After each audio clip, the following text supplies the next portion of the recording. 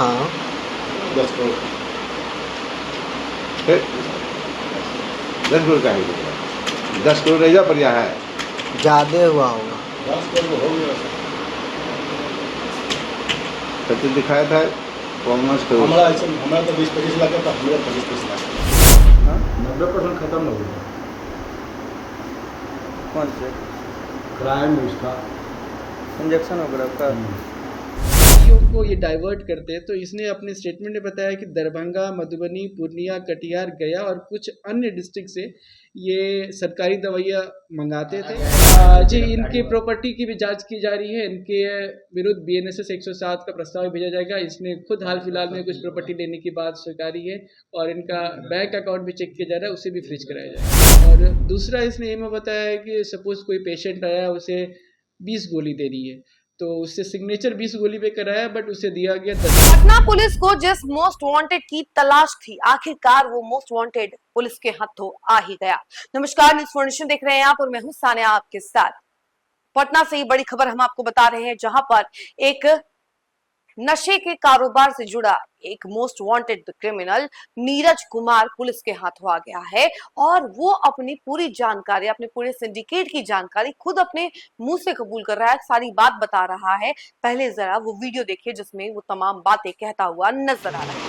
Patna police जो injection को बार बार ये कर रहा है, पकड़ रहा है, इसमें कितना का नुकसान हुआ होगा अभी तक इसका पूरे ये अथी का? नेटवर्क हाँ 10 करोड़। फिर 10 करोड़ का है, 10 करोड़ रह बढ़िया है। ज़्यादा हुआ होगा। 10 करोड़ हो गया सर। तो दिखाया था कॉमर्स करोड़ हमारा तो 20-25 लाख का, हमारा 25-30 लाख। नीरज भैया कितना ख़त्म हुआ होगा? नीरज भैया कितना ख़त्म हुआ होगा? मतलब यहाँ कितना ख़त्म हुआ होगा? पटना में हाँ 90% खत्म हो गया। कौन से क्राइम उसका इंजेक्शन वगैरह का?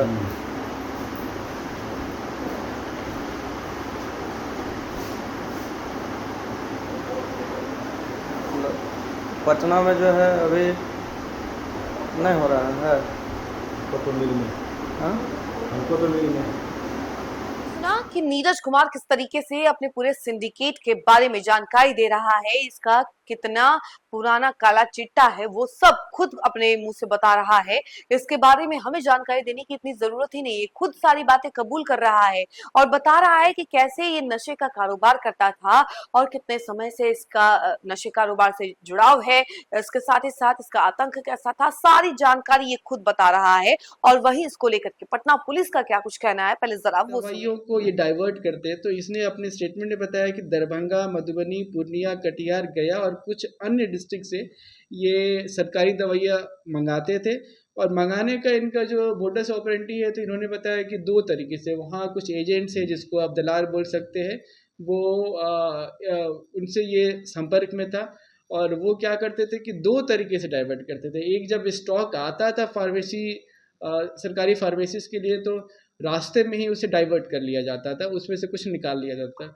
और दूसरा इसने ये में बताया है कि सपोज कोई पेशेंट आया, उसे 20 गोली दे रही है, तो उससे सिग्नेचर 20 गोली पे कराया, बट उसे दिया गया 10 गोली ही। और इस तरीके से ये डाइवर्ट किया जाता था। इसमें कहीं ना कहीं फार्मेसी और जो भी सप्लाई चेन वाले लोगों का हाथ तो है, कुछ का नाम भी निकल कर आया है।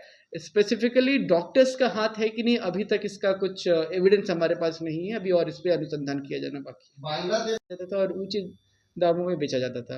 अब इस पूरे चेन में कौन कौन से ट्रांसपोर्ट के नेटवर्क है, कैसे होता है, इस बारे में अभी और अनुसंधान करना बाकी है। नीरज, जैसे मैंने आपको बताया कि हाजीपुर वैशाली से गिरफ्तार हुआ।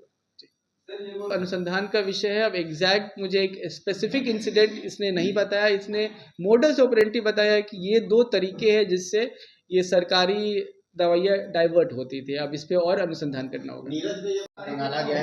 जी, इनकी प्रॉपर्टी की भी जांच की जा रही है। इनके विरुद्ध BNSS 107 का प्रस्ताव भेजा जाएगा। इसने खुद हाल फिलहाल में कुछ प्रॉपर्टी लेने की बात स्वीकारी है और इनका बैंक अकाउंट भी चेक किया जा रहा है, उसे भी फ्रीज कराया जाएगा।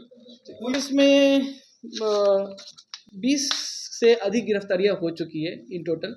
एग्जैक्ट नंबर मेरे पास अभी नहीं है। 15 से ज़्यादा कांड अभी तक पिछले 4 महीने में दर्ज हुए हैं अलग अलग थानों में। है वहीं आपको बता दें कि पटना पुलिस का ये भी कहना है कि अभी दूसरा जो मेन मोस्ट वांटेड है वो है रवि कुमार, तो उसकी तलाश अभी जारी है, उसे भी जल्द से जल्द पकड़ लिया जाएगा।